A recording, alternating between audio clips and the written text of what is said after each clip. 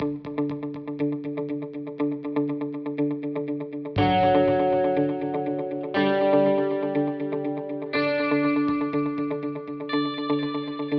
esta noche tenemos a un invitado especial que va a compartir la palabra del Señor con nosotros. Él es el pastor Iván Rubio. Él es el pastor de la Iglesia Alianza de Lima Cercado. Él es docente también del Seminario Bíblico Alianza, casado, padre de una hija. Su esposa Elizabeth también nos está acompañando. Bienvenida, mi hermana Elizabeth. Él fue pastor misionero también en Japón, en la comunidad latina, durante 6 años. Actualmente está llevando estudios de doctorado en ministerio pastoral y es miembro del consejo directivo de LED. Pastor Iván Rubio, adelante por favor. Buenas noches. Es grato saludarles en esta oportunidad. Tengo el privilegio de ser parte de este tiempo, de este evento de congreso en las distintas iglesias de Net Global. Y noto que aquí hay un lindo ambiente, no solo en la alabanza, en los testimonios y en este mover misionero. Nunca debemos olvidar que somos parte de un movimiento importante que tiene como propósito la evangelización de las naciones. Por eso somos parte de la Iglesia Alianza Cristiana y Misionera.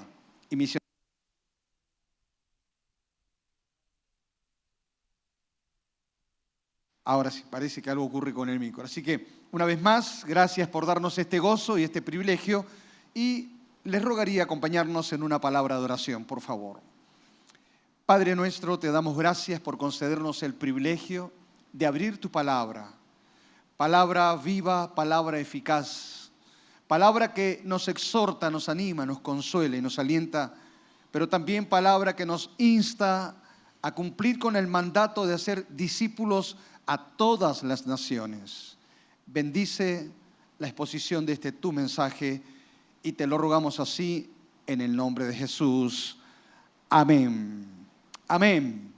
Durante estos días usted escuchará de misiones. Usted tendrá que palpitar. Creo que estamos teniendo problemas. Okay. Ahora sí. Usted tendrá que palpitar por misiones. Usted tendrá que ser parte de este gran movimiento misionero. Usted tendrá que tener la compasión que hubo en el corazón de Cristo por involucrarse en las misiones. Así que beberá misiones, también respirará misiones, usted palpitará por misiones y terminará misio. Déjeme terminar la frase. Terminará misionero. Amén. Porque todos debemos ser misioneros en todo el sentido de la palabra. Y bueno, ninguno de nosotros ignora todo aquello que está ocurriendo alrededor del mundo, sobre todo esta guerra desatada por Rusia en contra de Ucrania. Esto ha llevado a los expertos a preguntarse cuál o cuáles serían las armas más poderosas del mundo. Y mire que se describió alguna de ellas, de la que probablemente no tengamos mucha familiaridad, pero que en razón al tema quiero traerlo a colación dentro de un marco introductorio. Dentro de este listado aparece, en primer lugar, aquel que se conoce como el submarino torpedo no tripulado Status 6. Probablemente se conoce esta como el arma más terrible que puede llevar una carga nuclear de una potencia enorme a las costas del enemigo. El poder destructivo de una explosión submarina de este tipo sería completamente demoledor. Basta con decir que a casi 19 kilómetros del epicentro de la explosión se producirían olas de 100 a 200 metros de altura y por supuesto teniendo en cuenta la contaminación radioactiva. Los expertos han hecho toda una lista y en segundo lugar aparece el misil balístico R-36M conocido como Voevoda, llamado también Satán por su poder destructivo, y se dice que tiene la capacidad de llevar 10 ojivas, que son cargas nucleares, considerado un arma de destrucción masiva y que forma parte de los misiles balísticos intercontinentales, al punto tal que los estudiosos han dicho que este tipo de armamento es capaz de destruir todo el estado de Washington en los Estados Unidos. Y por supuesto la lista crece con el misil estadounidense Tridente II, diseñado para ser lanzado desde sumergibles. Estos mortíferos proyectiles tienen un alcance de casi 8.000 kilómetros y pueden portar múltiples ojivas nucleares y alcanzar varios objetivos a la vez. Y para cerrar un poquito de esto, aparece también la que se considera la madre de todas las bombas, creada por los estadounidenses. Pero en esta carrera armamentística, los rusos no se quieren quedar atrás. Y ellos han dicho que allí donde hay una madre, también hay un padre.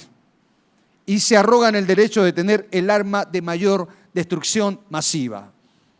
Es evidente que en esta noche nosotros tenemos que tomar en cuenta nuestras armas que destruyen, que aniquilan. Nosotros tenemos un arma importante, un arma poderosa para el cumplimiento de la gran comisión, para el hecho de que tengamos que evangelizar a las naciones. Y hoy le hablaré de esta arma, conocida como la oración. Es así que el apóstol Pablo dice que las armas de nuestra milicia no son carnales, sino son poderosas en Dios. Y de eso vamos a hablar. Vamos hoy a enfocarnos en el tema de la oración, el ayuno como fundamento y en el cumplimiento de la misión. Es así entonces que quiero, por favor, que usted me acompañe en dos lecturas. El primero de ellos está en las páginas del Antiguo Testamento, Isaías capítulo 58.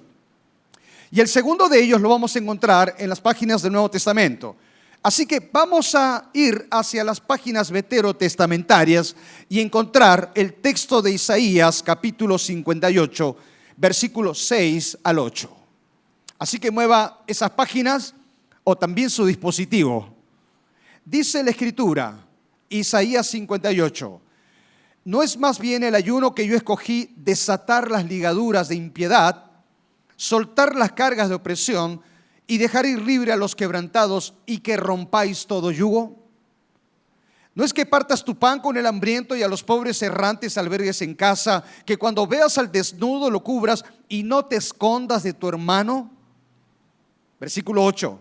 Entonces nacerá tu luz como el alba, y tu salvación se dejará ver pronto, e irá tu justicia delante de ti, y la gloria de Jehová será tu retaguardia. Avanzamos algunas páginas y vamos al libro de Hechos, capítulo 12, en sus primeros 5 versículos.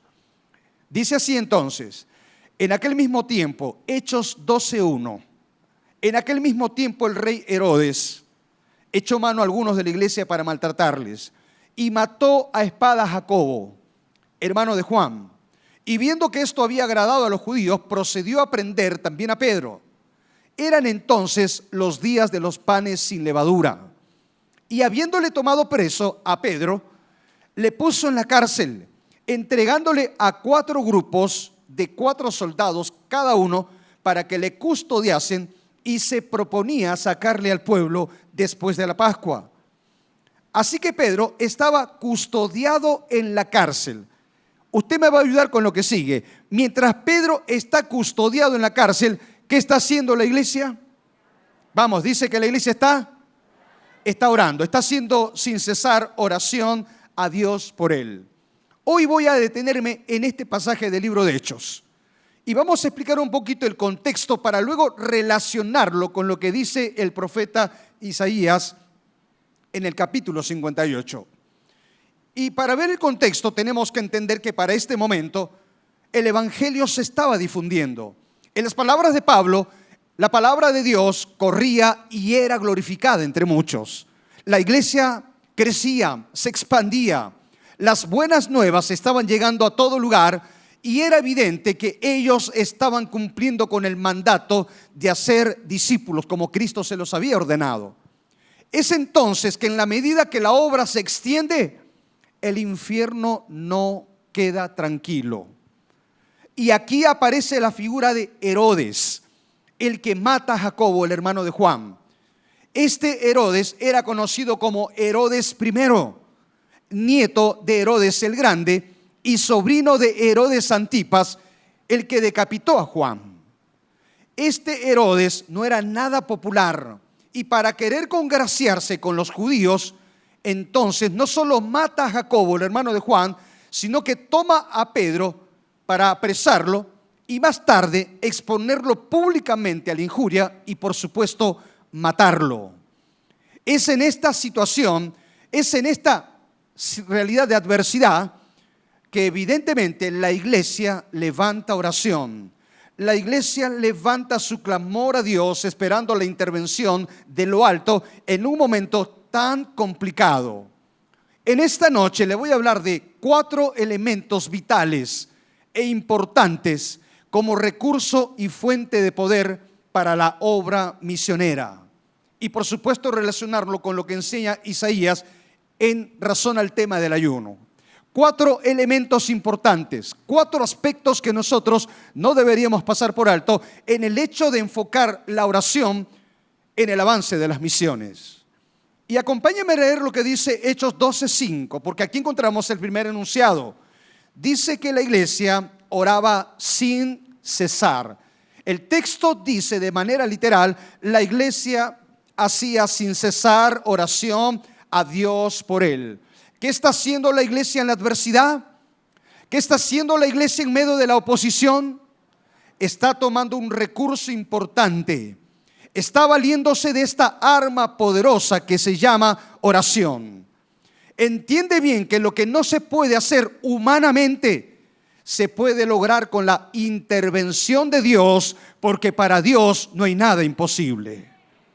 Por lo tanto, entendiendo que la situación era sumamente delicada, la iglesia toma este recurso.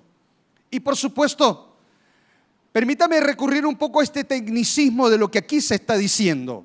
Porque cuando la Biblia dice que la iglesia oraba sin cesar, esta palabrita clave del enunciado sin cesar viene del vocablo griego ektenos.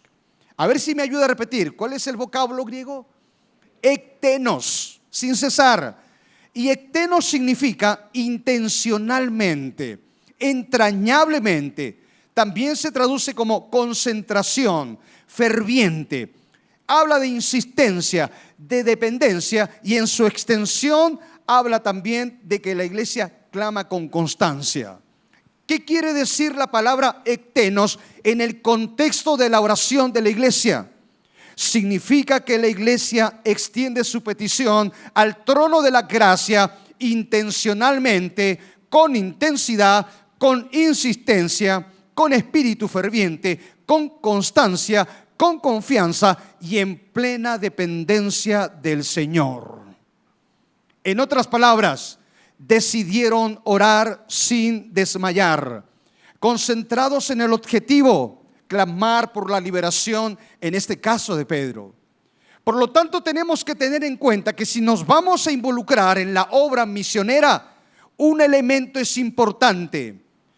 Y aquí este elemento importante habla de una oración persistente, habla de la oración constante, habla de la oración sin cesar y sin desmayar.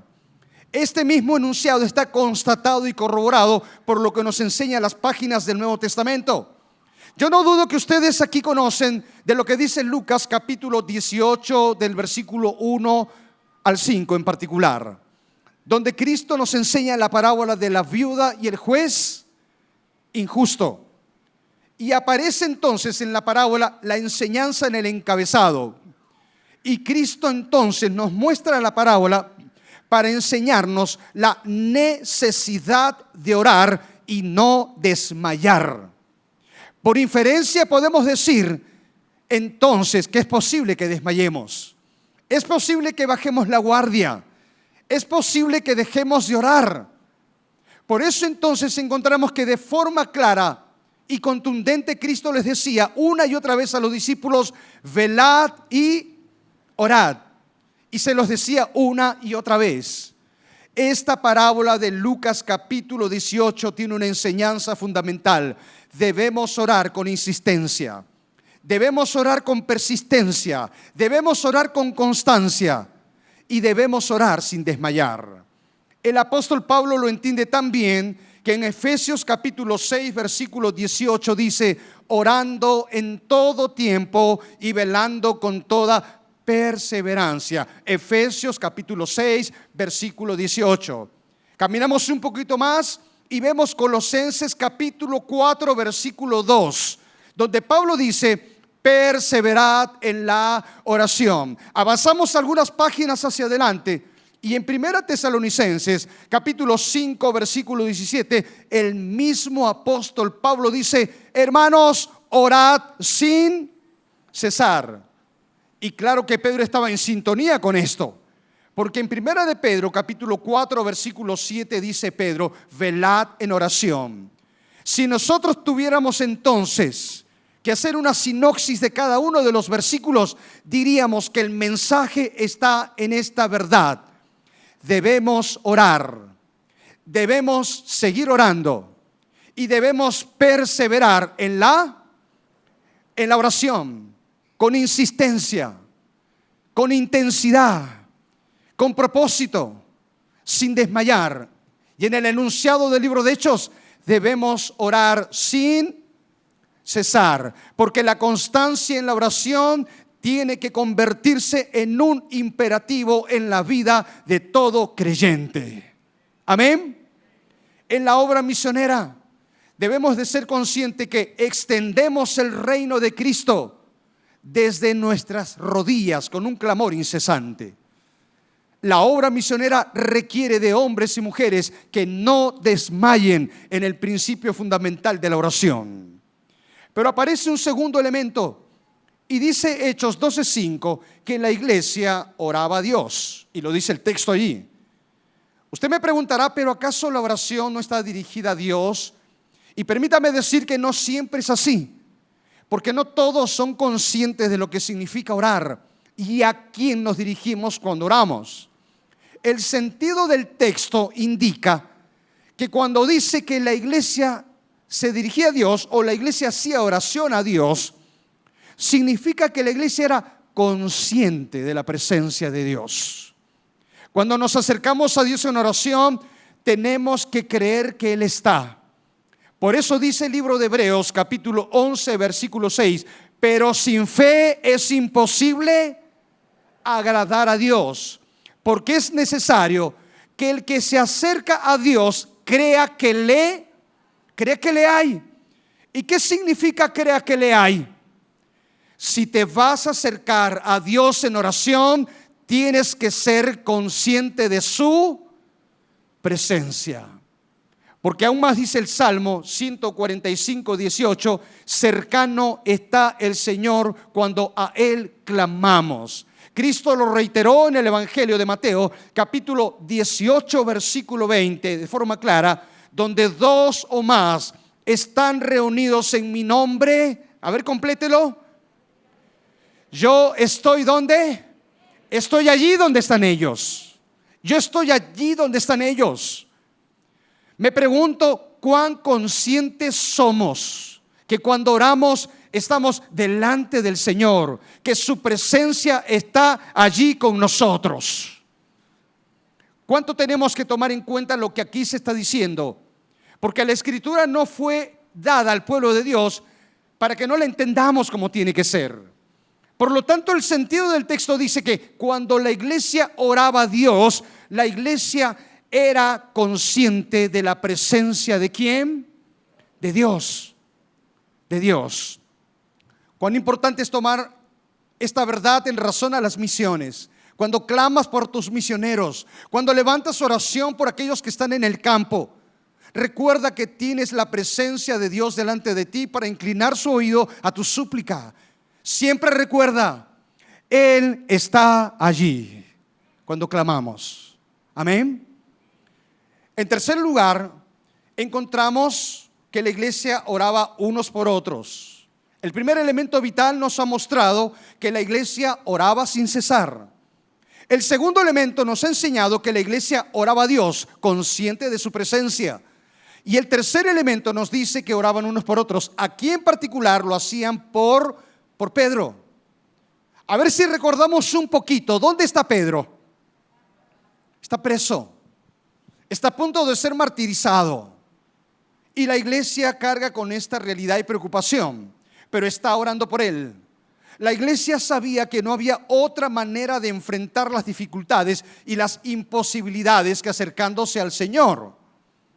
El profeta Ezequiel dice de parte de Dios: busqué a alguien, hombres y mujeres, que se pusieran en la brecha y no los encontré.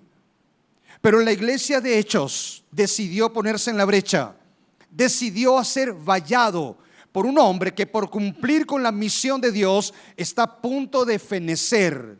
En cualquier momento Herodes podía matar a Pedro. Mire qué interesante que la frase "y la iglesia hacía oración por él", esta palabrita "por él" viene de la voz griega peri. Y me encanta esto, peri, porque quiere decir que cuando se dice que oraba por él, la voz griega peri se traduce acerca de, alrededor de. Vale decir una vez más, oraban por él acerca de Pedro, alrededor de Pedro, en torno de Pedro. Estamos cerca de Pedro, por causa de Pedro y junto a Pedro. Esto es lo que significa que oraban por él. Cuando usted y yo oramos por los misioneros, una vez más, y oramos por las misiones, recuerde lo mismo: nos colocamos alrededor de cada uno de ellos, nos ponemos cerca a ellos, nos colocamos junto a ellos. Esto es lo que está diciendo. Este es el marco interesante de intercesión cuando se trata de orar por las misiones. ¿Cuántos de nosotros podemos concebir la intercesión misionera bajo este mismo concepto? Tenemos en la Biblia ejemplos acerca de intercesión de aquellos que se colocan al lado de aquellos que están en las batallas del Señor. No le voy a decir sobre quién trata esto, pero usted seguramente va a intuir o lo sabe. Es el hombre que está peleando las batallas. Es el hombre que está luchando. Es el hombre que está enfrentando un gran enemigo. Pero mientras él está peleando y batallando por este lado, hacia aquí hay uno que está levantando sus manos. Pero cuando las manos de este caen, él es derrotado en la batalla. Pero cuando las manos se levantan al cielo, ¿qué ocurre con este guerrero? Él gana las batallas. ¿Sabe a quién me refiero, verdad? Estamos hablando de este que levantaba las manos, cuyo nombre es, y del que estaba peleando las batallas, Josué. Bien dice Éxodo 17, versículo 8 al 13, que Moisés levantaba sus manos a favor de Josué mientras Josué peleaba contra los amalecitas. ¿Sabe dónde se decide la batalla? ¿Sabe dónde se decide la victoria de Josué? En la intercesión de un hombre llamado Moisés. Allí en el valle, al pie de la montaña, Moisés está levantando sus manos en señal de súplica, en señal de ruego, como elemento vital de intercesión por Josué. Déjeme decirle en esta noche que podríamos ganar más batallas en el valle si tuviéramos a más intercesores en la montaña elevando sus súplicas en el nombre de Jesús. Necesitamos entender esto. Hay cuantos de nuestros misioneros que están enfrentando duras luchas, como en algún momento lo vamos a ver. Necesitamos intercesores. Necesitamos hombres y mujeres que clamen de lo profundo del corazón y de forma insistente por los misioneros. El apóstol Pablo hace el mismo llamado en Romanos capítulo 15, versículo 30. Aquí en este texto, el apóstol Pablo dice: hermanos, les ruego por nuestro Señor Jesucristo y por el amor del Espíritu Santo que me ayuden orando. Hermanos, dice Pablo, en el contexto de las misiones, hermanos, oren por mí. En el libro de Efesios capítulo 6, versículos 19 y 20, en la Nueva Versión Internacional, Pablo reitera el mismo principio y dice: hermanos, oren por mí, para que cuando hable, Dios me dé palabra, para dar a conocer el misterio del Evangelio. Y luego dice: por el cual soy embajador en cadenas. Hermanos, oren para que proclame valerosamente el nombre de Jesús.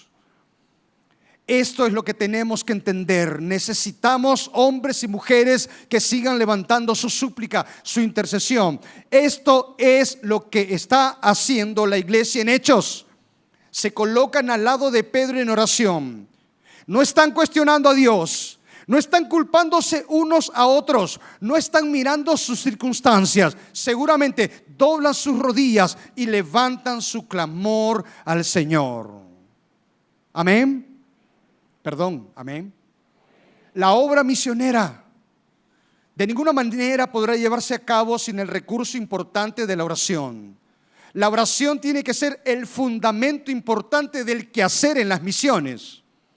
Todo lo que se ha logrado en las misiones, cada avance, la manera como se ha difundido el Evangelio y las buenas noticias, la manera como las obras han crecido, todo lo que han hecho misioneros que llegaron aquí o están saliendo de aquí a otros lugares, se ha logrado en virtud de que detrás de ellos hay un pueblo, hay una iglesia que está orando por ellos. Por eso es importante orar. Una vez más, es importante orar en la pregunta porque permitimos el avance del Evangelio. Porque la oración nos impulsará a seguir haciendo misiones. Hechos capítulo 13 tiene el ejemplo. La iglesia de Antioquía está orando, está ayunando, están buscando al Señor. De pronto el Espíritu de Dios irrumpe en el culto y dice: apártenme a Pablo y Bernabé para la obra a que los he llamado. ¿A qué obra los llama? A la obra misionera. La iglesia está orando, sus corazones se están cargando. Cuando oras por las misiones, te conectas con el corazón de Dios. ¿Sabes qué hay en el corazón de Dios? Hay compasión por los perdidos. Por eso la Biblia dice que Dios no quiere que ninguno perezca, sino que todos sean salvos. Eso hay en el corazón de Dios. Cuando tú oras, te conectas con el corazón de Dios. Y al conectarte con el corazón de Dios, entonces habrá compasión por los hombres, mujeres, por las sociedades y las naciones que no conocen a Cristo. Yo digo amén. La oración no solo permitirá el avance, la oración nos permitirá conectarnos con el corazón de Dios para seguir haciendo misiones. Pero también recuerda que la oración es un arma poderosa para hacer frente en las batallas espirituales. A ver si usted recuerda el texto, porque nuestra lucha no es ni contra carne ni contra sangre, sino contra ¿quién? Principados, potestades, gobernadores de las tinieblas, contra huestes espirituales de maldad que habitan en las regiones. ¿Quiere un ejemplo de esta verdad? Mire que cuando Pablo y Bernabé son llamados, inmediatamente en Hechos capítulo 13, versículos 5 al 12, salen a la obra. Y lo primero entonces con que se encuentran es precisamente con una dura batalla y lucha espiritual. Ellos están llevando el Evangelio. Hay una autoridad conocida como un procónsul. Y de pronto tuvieron a alguien que resistía que Pablo predicara la palabra. Pablo, lleno del Espíritu Santo y con discernimiento, emite un juicio sobre esta persona. Conocemos la historia. ¿Por qué es importante orar por las misiones? Porque hay cuantos misioneros que están extendiendo el reino de Dios y están enfrentando duras luchas espirituales. No olvide que la oración es un arma que debemos esgrimir para resistir, para enfrentar y para vencer toda oposición. Se lo decimos por experiencia. Hemos trabajado en Japón por algunos años. Y Japón es un país sincretista en todo el sentido de la palabra. La primera semana que nosotros llegamos para empezar la obra allí entre la comunidad latina, nos dijeron: pastor, esta semana es el culto, hicimos el programa, tuvimos que ir, pero antes de salir de la casa, nos dijeron que, tengo que decirlo lamentablemente, aquí Japón no es como el Perú en términos de inseguridad. Así que mucha gente sale de la casa, no necesita echar llave a la puerta, o en algunos casos las mamparas quedan abiertas o cerradas sin necesidad de poner seguro. Me dijeron: pastor, deje las cosas así tranquilos, aquí usted va a ir, venir sin ningún problema. Y bueno, recién habíamos llegado, era nuestra primera semana. Escuchamos a los hermanos que nos hicieron las recomendaciones y fuimos al culto. Tuvimos un culto maravilloso.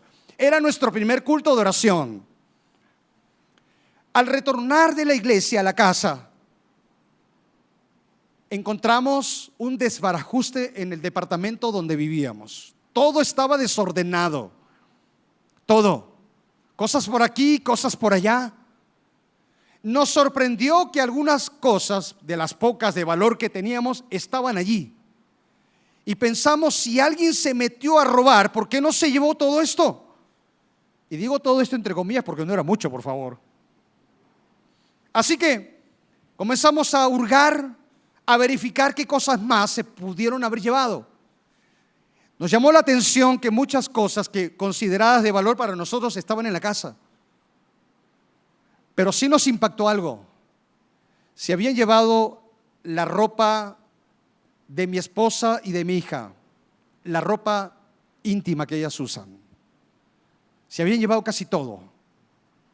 Es evidente que esto provocó un impacto. Y me preguntaba qué clase de mente enferma se metió para no robar, entre comillas, lo valioso y llevarse esto. Es evidente que esta situación provocó un shock en nosotros. En esa noche que llegamos, mi esposa y mi hija no quisieron quedarse en el departamento porque era evidente que estaban asustadas con lo que había pasado. También estaba en shock. Y me dijeron, nosotras no nos quedamos aquí en esta noche. Y yo decía, ¿y quién se va a quedar? Bueno, era evidente que tenía que quedarme yo. En esos días estábamos en shock, temor, miedo, y por allí de forma fugaz cruzando en nuestra mente el pensamiento si era mejor dejar el campo al que habíamos ido a trabajar y retornar por lo que habíamos pasado. Es evidente que interpretamos que esta fue una dura lucha espiritual, pero decidimos confiar en el Señor. Y Dios nos dio una palabra en medio de esa lucha. Nunca te olvides, mayor es el que está en nosotros que el que está en el mundo. Y esta palabra nos ha servido, ha sido nuestro asidero para seguir adelante. Amén. Necesitamos orar por los obreros que están en el terreno de batalla. Necesitamos clamar por ellos en todo momento y en todo tiempo. Y por último, yo puedo encontrar aquí en el cuarto enunciado no solo que la iglesia oraba sin cesar, no solo que la iglesia oraba a Dios, no solo que la iglesia oraba unos por otros, sino en cuarto lugar, la iglesia recibe respuesta a su oración. Clama a mí y yo, cuando el pueblo clama, Dios responde. Claman los justos y el Señor los oye. Y por eso dice Hechos 12:11. Entonces Pedro, que estaba en la cárcel, volviendo en sí, porque notó que algo estaba ocurriendo, algo sobrenatural, algo tremendo del cielo estaba allí, y dice que vuelve en sí, dice, ahora entiendo que Dios ha enviado a su ángel y me ha librado de la mano de Herodes y de todo lo que el pueblo de los judíos esperaba. Esta palabrita, volviendo en sí, es un pronombre reflexivo. Pedro se está dando cuenta, está meditando y está tomando en consideración de que Dios se está moviendo en medio de él. Eso es lo que significa volviendo en sí. De tal manera entonces que todo lo que está ocurriendo alrededor de Pedro en este momento no es sino respuesta ¿a qué cosa? A la oración. Una vez más, todo lo que está aconteciendo no es sino respuesta ¿de quién? De la oración. ¿Usted cree que Dios responde a la oración de su iglesia? ¿Usted cree que Dios responde al clamor de su pueblo?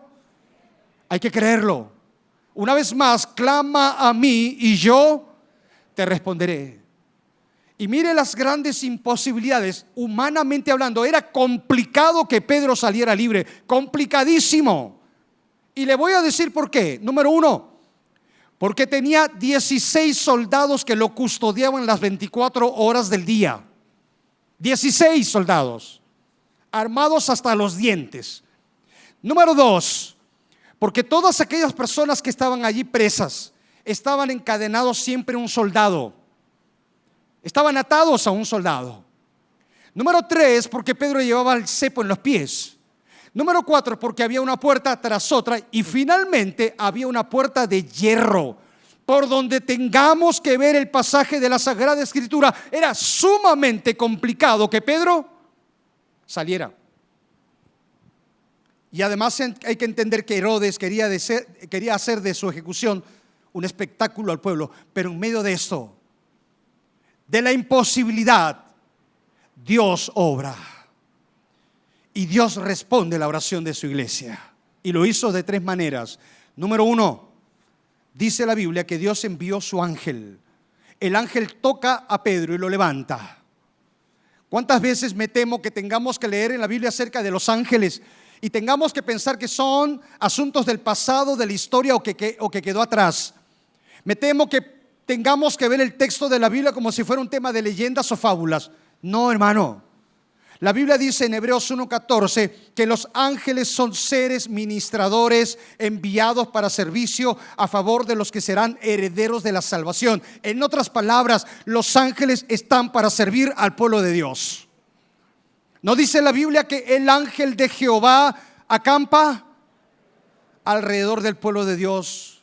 Quiera Dios abrir nuestros ojos para darnos cuenta que los ángeles siguen rodeando a la iglesia de Cristo.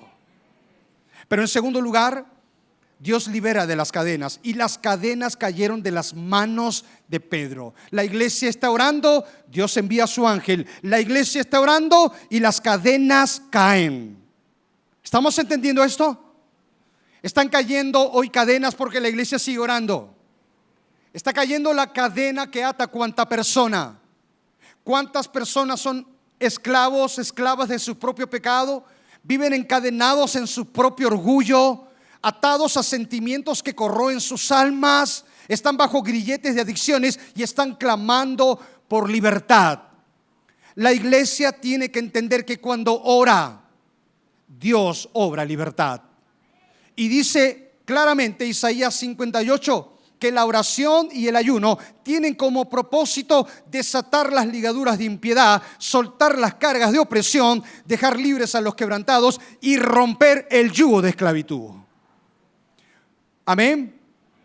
Por eso la iglesia tiene que orar, porque las cadenas caigan, porque entonces el que es esclavo quede totalmente libre.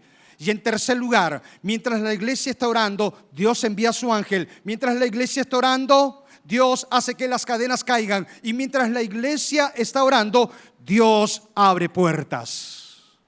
Por eso dice el texto que se abrieron las puertas, la de hierro, y pasó una calle y otra hasta que Pedro estaba libre. Dios abre. No le escucho, por favor. Dios abre puertas. Dios puede abrir puertas para que la predicación se siga extendiendo. Dios puede abrir puertas de corazones que están endurecidos. Usted es la prueba tangible de cómo Dios abre puertas de corazones que un día estuvieron enceguecidos, endurecidos y ajenos a la vida de Dios. Usted es la respuesta del clamor y de la oración de cuanta persona un día dijo: Dios, abre la puerta de ese corazón. Por eso usted está aquí. Amén.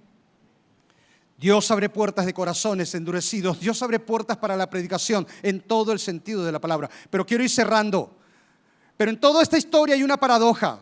Recuerde, Dios ha respondido a la oración. Pedro está libre. La iglesia sigue orando. La iglesia sigue clamando. De pronto Pedro queda libre y lo primero que hace es dirigirse al culto de oración. No sé, pero él sabía que estaban orando los hermanos. Están orando en la casa de Juan Marcos, cuya madre era María. Y están levantando su oración: oh Dios, liberta a Pedro. Oh Dios, cuídalo. Oh Dios, protégelo. Y Dios respondió.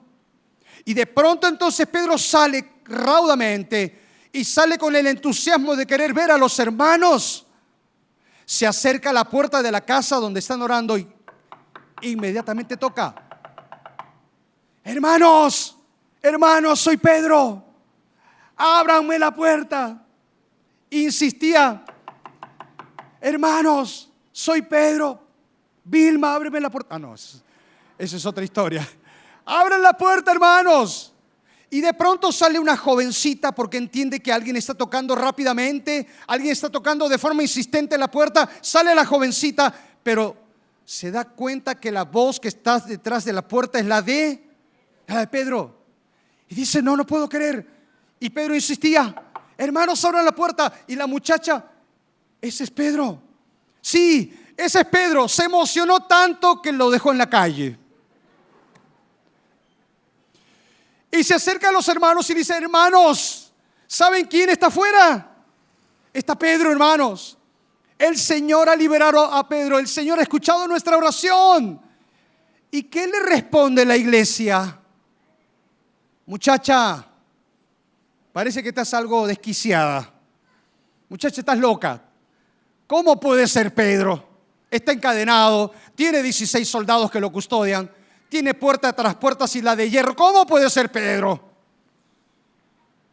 Y entonces la iglesia ora, pero es incrédula. La iglesia ora, pero duda. ¿Nos es familiar esta situación o no?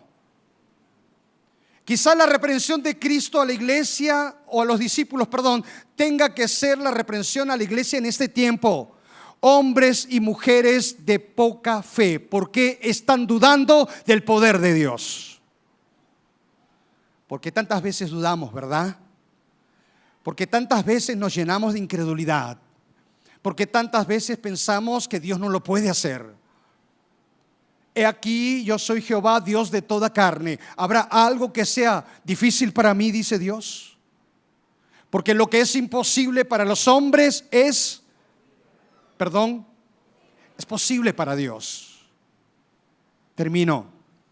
Si la iglesia se moviliza a interceder, misioneros serán enviados, iglesias serán plantadas, vidas serán transformadas y el nombre de Cristo será glorificado en las naciones.